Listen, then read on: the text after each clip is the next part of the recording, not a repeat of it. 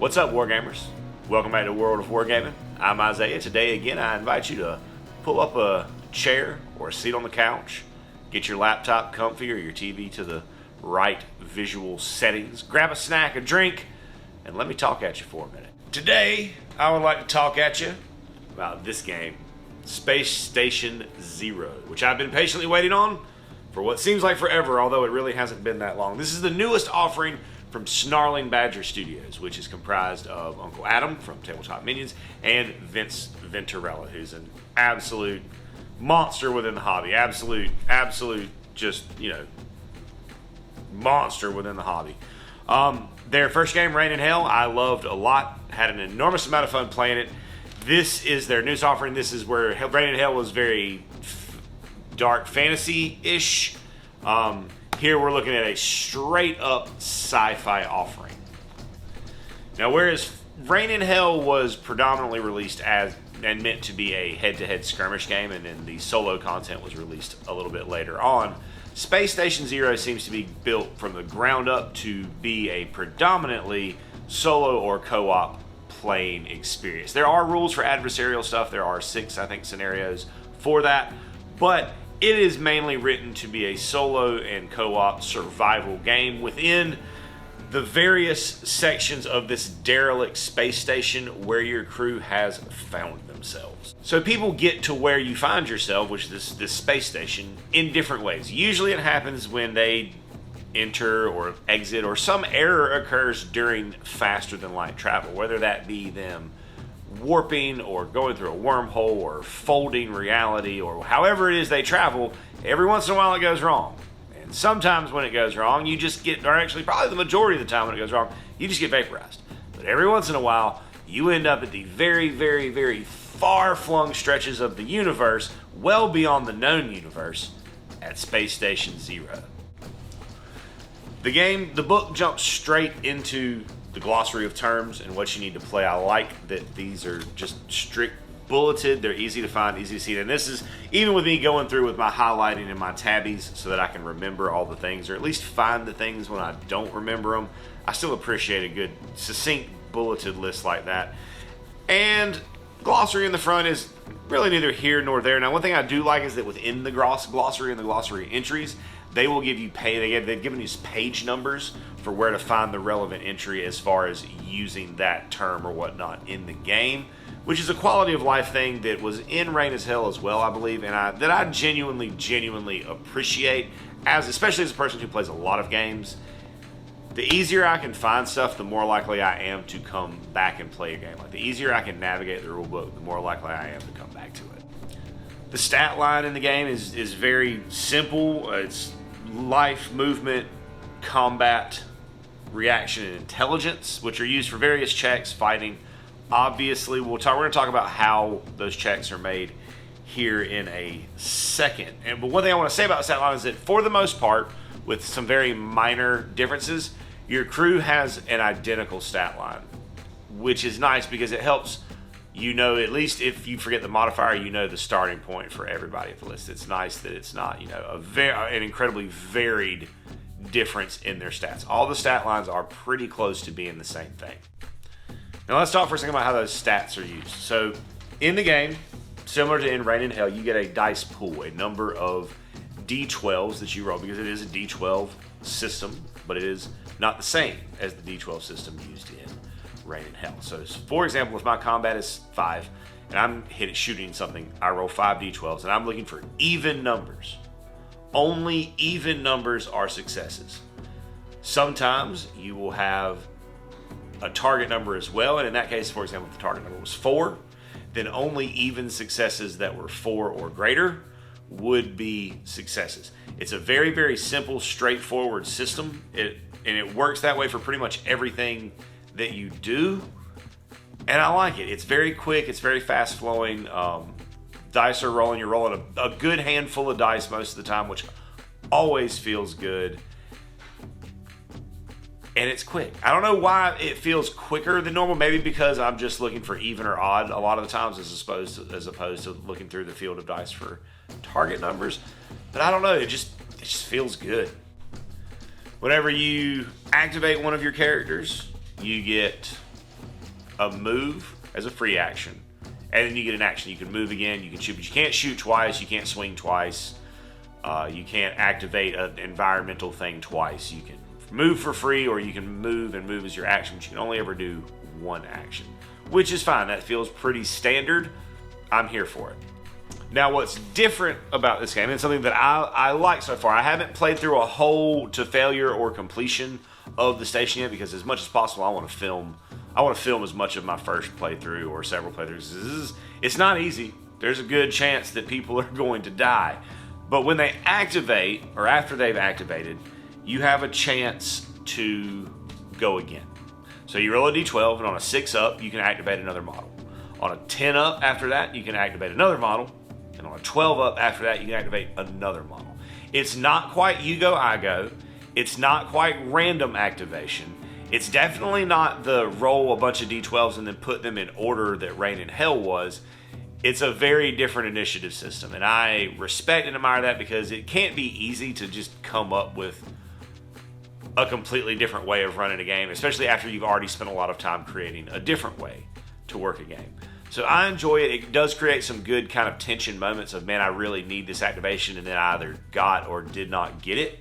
In the 4 or 5 games I've played, there have been several of those moments where I've, jumped for joy because I made the initiative activation test, and there have been times where I've cursed quite loudly because I didn't. And those are the kinds of moments and experiences that I love, especially in a solo game where I'm entertaining myself with the game.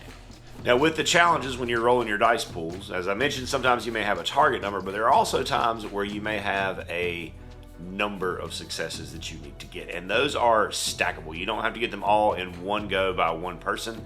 They are cumulative across, which also creates a nice feeling of urgency in some situations, like where you have something that's ticking down and trying to blow up, and the whole team is trying to move to get to it to try to have a go at preventing this catastrophic failure. It's a good feeling, because then it's a good feeling of the fact that you're not only there to fight and overcome the enemies that are on the board, you're also there to fight and overcome the board itself, which turns the terrain and the board that you use into an active participant in the game, which is fun. It's very, very enjoyable. It's frustrating at times.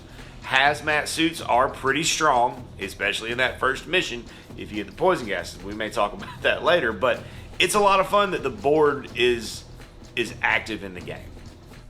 So in the course of rolling all these dice, taking all these challenge tests, interacting with all this terrain, killing mutants and robots, there may come a time where you either critically fail or rise up to the heights and succeed.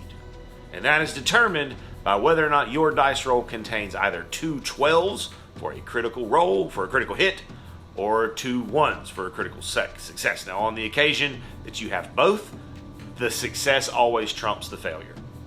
And there are certain abilities that crew members have where you can re-roll dice and maybe get yourself out of it that way.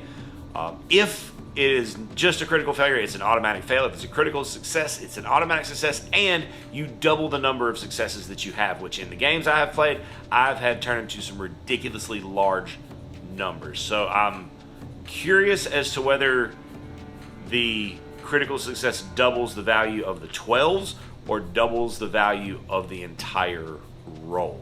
I've been playing it as doubles the value of the entire roll because that feels better to me. When it comes to your movement, it's pretty straightforward. You have a move stat that you can move forward in inches. You can climb. Sometimes you can fly. You can jump. You can fall. You, however, have to end your move in a stable position. This game specifically says that it does not account for wobbly model syndrome. So if your model will not stand there without support of extra whatever, you can't put it there. It's not a legal move. Climbing takes double your movement, same as jumping. You have to be able to clear the distance in the distance of that movement. It is possible to fall from a height. If that happens, you take damage equal to the fall in inches. Seems fair. That seems pretty boilerplate for me as far as that type of interaction goes. Now we get to combat. So combat again uses that same check system. You're rolling your dice. If your opponent has armor, then their armor value is your target. So if they have armor 4, then your minimum even number that you're looking for is a 4. If they're in cover, they get +2 to their armor. If they have no armor and they're in cover, they count as having +4 armor, or 4+ armor. And you roll your check, and then if it's a shooting attack, they roll their combat with no modifiers, unless they have certain weapons. Certain weapons, like the advanced technology, some of the weapons will let you add the modifier, the combat modifier, to defense rolls. But as a general rule, you do not add your weapon modifier to your defense rolls. You roll your combat, you're looking for evens as well, cancel them out, and then the remainder is the damage or potentially no damage. Now in close combat is where things get interesting. So what they decided to do with is to go with a trend that I don't know if it's a trend, I don't know if that's the right way to put it, but it's something that I'm seeing more and more in games, is that in close combat, there is the opportunity for either participant to win that exchange. You don't necessarily just move into close combat and you're automatically going to be the one doing the damage, or nothing happens. In this, you either do the damage or they're going to do the damage. Whoever has more rolls, you roll up, you're looking for your evens, accounting for armor and everything else, and then you cancel out, and whoever has more at the end, that remainder is the amount of damage that character takes. And I like that because it makes you think a little bit maybe about who you potentially charge into combat, or if they should even be in a combat situation before you put them there, because they could just get walloped right off the face of the space station and just tossed out into the void, or disintegrated, or cleaved into tiny pieces and eaten by bug nanos, or whatever. The crazy things can happen in the depths of space. Line of sight is line of sight, nothing groundbreaking or particularly innovative there. Line of sight is line of sight, which is I'm fine with. I have no problems with that. I don't need line of sight. It doesn't need to be an extra complicated thing. There can be hidden enemies, and if that's the case, if they're in the mission, the challenge will tell you, and you'll get the opportunity to try to spot them before it starts. And if you don't, they will become unhidden whenever it is they activate, and they will be set up wherever the mission challenge is the word, the nomenclature, wherever the challenge tells you to set them up. Next in the book is the creating your crew section, which I'm not going to go incredibly in depth here. We'll talk a little bit more about this when we go to actually assemble our crew to play the game. But there are some interesting things. When you pick your crew, you choose a crew of 8, 6, or 4 members. And then depending on how many people are in your crew, their stats get better or worse. The smaller the crew, the better the stats, because they're elite, highly trained, and probably expensive to keep them on payroll, or to have had them on payroll before you became stranded, so you couldn't necessarily afford all of them. In addition to that crew size, you get your commander, your leader, your captain, your admiral, your commandant, whatever, in addition. So it would be 9, 7, or 5-man crews. There are 6 different types of ships you can be from, ranging, I think it's 6. Is that right? 6. 6. You can be an exploration ship, a pirate ship, a shipping ship, a warship, a science ship, or a medical ship. So medical ship, science ship, kind of Star Trek, that kind of vibe. You're out going where no one's gone before. I, of course, am most likely going to be playing a space pirate ship in my first mission, because pirates and because space. If that crew dies and does not make it through the space station, I think my next go would be shipping, because I would give me an excuse to go and find Firefly models and use them for this game. Brown Coat Army. Depending on the type of ship your crew originated from, you get some bonuses to your commander. It will also dictate what types of crew members you can have and how many of certain crew types you have to have, as well as some extra crew members some special crew members that you may gain access to. It will also dictate where you can get your equipment from when it comes time to equip your crew. After you select members, you get to pick an edge, which is an overall thing that your crew has, something that binds them all together. It's a special ability that acquires a special ability that applies to the entire crew. Sometimes in some of them you also get a little bonus to your captain. One of them, by the way, that's in here, and I say this because it makes me potentially want to do, like when I get to the point where I do an exploration fleet, there is an edge that is called Time Masters. And so what that makes me want to do is buy some of the Doctor Who miniature game from Warlords and use that as an exploration crew. You get some Dalek models to use for the sentries for when I go into the ship. There's a lot of potential there. There's a lot of potential in this whole book for lots of fun narrative-y type crews and you know, doing, you know, I love having little pop culture references in my games. It makes me happy. It's like a little Easter egg. Maybe it's not an Easter egg because it's pretty obvious, but I enjoy it a great deal, so I do it. After edges, you get into gear, of which there are 1, 2, 3, 4, 5 categories. General, medical, advanced weaponry, scientific gear, and advanced technology. And there's only about 4 or 5 things in each of these. They're very, very broad, vague. It just tells you what it does and then allows you, the agency, to fill in a proper, you know, race-specific name or what it looks like or whatever on your own as an imaginative and creative adult or semi-adult or on your way to being an adult that you might be or are or am. It also offers the option to beef up the difficulty a little bit with what are called secondary agendas, which are extra things that you're trying to accomplish on your way through the ship. It recommends using them on anything after your second playthrough. Like say, it recommends to you go through your first playthrough, your first crew, with just bare bones, you know, not bare bones, but the basics, and then on your next try adding in the secondary agendas to make it spicy. And then we go to the post-game progress section, which is pretty standard. If just because somebody dies doesn't mean they're necessarily dead. They just may have just been knocked unconscious or had the wind knocked out of them. So you have to roll to see if they are dead or alive or injured or whatever. Then you get your XP, and then we got some handy-dandy charts right here for leveling up and what you get when you get to certain milestones of XP. And then we get into the challenges, of which there are 24. Now, when I first heard them talk about these branching challenges, I thought it was going to be a choice, like you pick where you go, but you actually get to you roll a dice and it randomizes which way your crew goes, which I think is a nice touch. I don't know. I think I'm going to try it both ways, maybe. Like I'm going to try it the first time through. I'm definitely going to do it with rolling the dice. The next time through, if I fail, I may do it as kind of like a choose my own adventure, or maybe let my patrons help me pick my way through the space station. Maybe that could be fun. So into the first thing in the challenges section is your AI, which is a very simple, basic algorithm. I love it. If they're already in combat, they'll punch somebody. If they're not in combat range but have a ranged weapon, they'll shoot somebody. If they don't have somebody within an inch and don't have a ranged weapon, they will, but have somebody within movement, they'll move and then attack. And if they don't, they will double move.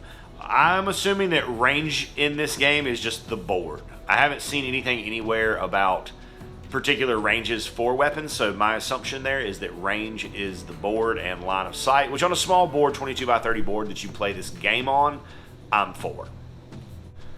Terrain setup works very, very similar to Rain in Hell, though not the exact same. You still get a chart and you are still rolling for quadrants of the board, but it doesn't have the in-depth type of terrain breakdown that Rain in Hell had, where it was like pools, swamps, rocks, crags, woods, whatever. It's just one 5x5-ish piece of terrain, or two 5x5 pieces, or two 5x5 pieces, and then some 2x2-ish scatter pieces. And then it also suggests, you know, add in your little pieces of scatter terrain around to make things look good. I am currently, like, I've got enough terrain that I can get started in this, but I'm definitely already, my brain is branching out and digging through files that I've downloaded from Patreon and things like that, looking for terrain that I can print out that will fit this kind of space station-y vibe. I've got a good idea for my tiles, for a good board, because none of the kill team boards that I have really fit with being inside of a space station. At least not to me. They all feel very outside in the dirt or the grass or something like that, and so I don't really know how I feel about that. So I'm looking for something that I find a little bit better for the board. I may go ahead and start the campaign with what I've got, but I'm definitely looking for something better suited to my taste and aesthetic for what I'm going for there. And I've got an idea. I've just got to see how feasible it's going to be. And when you get into your challenges, it'll give you, a little blurb of text about what's going on, and it'll tell you where to set everything up. And in the first one, you have some options. There's some different things that could be happening, and that may be true in other ones. But here you roll twice on a chart to see what you're dealing with in this first docking bay. And then you go through. Now, I lost this challenge several times, like everybody just died, because I didn't read properly where it says that the challenge ends when the enemies are dead. I kept playing past the death of the enemies, trying to deal with the poison gas, and just kept succumbing, just kept suffocating to the gas. So making sure we read the rules for the scenarios we play better. I'm guilty of it, I know. And then after that, you come to any rewards that you might have, and then we've got the chart that tells us where to go next in the adventure. We flip through all of the challenges, and at the back, we do have a little quick reference, which is always nice. Y'all know how I feel about a quick reference sheet, or at least you do if you've watched any of the other content on the channel. And the good thing about that quick reference is that when you buy the game, you have the option to buy it as just a PDF for, I believe, $13, or you can buy it as print and PDF for $18. And as you also know, if you've watched any of my content, is I like books. I like a physical object. PDFs are convenient at times, but I like a book. I like a tactile, I like something that I can hold. But I love when publishers and designers and writers include a PDF with the purchase of the print book, and it's not at an extra cost. I appreciate that as a thrifty gamer. I don't, because I'm not, generally speaking, I'm not going to use the PDF. I'm going to use the book. But what's nice about it is that I can open the PDF, and I can go in and I can just print out just the pages that are the quick reference sheet, or I can print out just the character sheets. That's the main reason that I like to have a PDF. Or if there's pages that have tokens in them, I can go in and I can just print out those pages and then cut them and glue them and attach them to cardstock, or print them on cardstock, or do whatever. But it's just a convenience thing. I'm aware that a lot of those things are available on the internet, but it's nicer when I just already have it. Which brings us to the end of kind of the flip through of the book, and I think this is a winner. I think this is going to be a banger. I think that I am going to get an enormous amount of enjoyment out of this. I think that it has a lot of replayability, which is always nice in a solo game. The Reign in Hell solo campaign was awesome. It was a good story. It was fun to play through, but it was very linear and straightforward, and because of that, it didn't offer a lot of replayability. I think they've really stepped up their game here with this branching, dividing out challenge quest rooms of the space station system, because you're not necessarily going to play the same missions, or you're not going to play them in the same order. The experience is going to be a little bit different each time you play it, and I'm a big fan of that. I'm also a big fan of the cost point of the book and the amount of replayability that it offers, because my rule of thumb when I get into games, and with war games, this is something that I started with video games, it kind of has carried over and bled over a little bit into war games, is that when I buy a game, I want at least an hour of entertainment for every dollar I spend, and this is going to way exceed and surpass that mark. So I say Space Station Zero is a winner. I say it was worth the wait for it to get here. I know that I think their plans had been to get it out a little bit earlier in the year, but stuff happens. It is what it is. It's here now, and it's pretty polished. It's a beautiful book. The artwork is phenomenal. This guy's name's Kirkby. I think William maybe was his first name, they said, but Kirkby is his last name. You can see it on the little sticker right there. And the artwork is phenomenal. Color on the front cover, black and white inside, but beautiful artwork. Excellent layout as usual. $18 for the hard copy. Wargame Vault, Drive-Thru RPG, whichever you prefer. I think it's probably on both. But that's Space Station Zero. That's kind of quick little overview about it, what I think of it, which I think it's a winner. Again, I'm going to say that a bunch of times because I think it's the truth. I'd also like to say thank you for stopping by, hanging out, letting me talk at you for a little bit. I hope you have an absolutely amazing rest of your day. And as always, I'd like to say a big, huge, from the bottom of my heart, thank you to our patrons who support us and pledge to us over on Patreon. You guys are the absolute best. If you enjoyed the content you saw here today and that's something that you would like to consider doing to help out the channel, go over there, check out the link in the description, check out the Patreon. There's a lot of cool stuff over there, including access to our Discord server. Talk to me, hang out with me, talk about our work, what we got going on in the hobby, some shout outs, all kinds of cool stuff. Check it out if that's something that you think you would be into. And regardless of whether or not you do that, I want you to know that I am incredibly grateful that you decided to stop by and spend part of your day with me today, rolling dice and pushing toy soldiers around. I hope you have an amazing rest of your day, and as always, may the dice be ever in your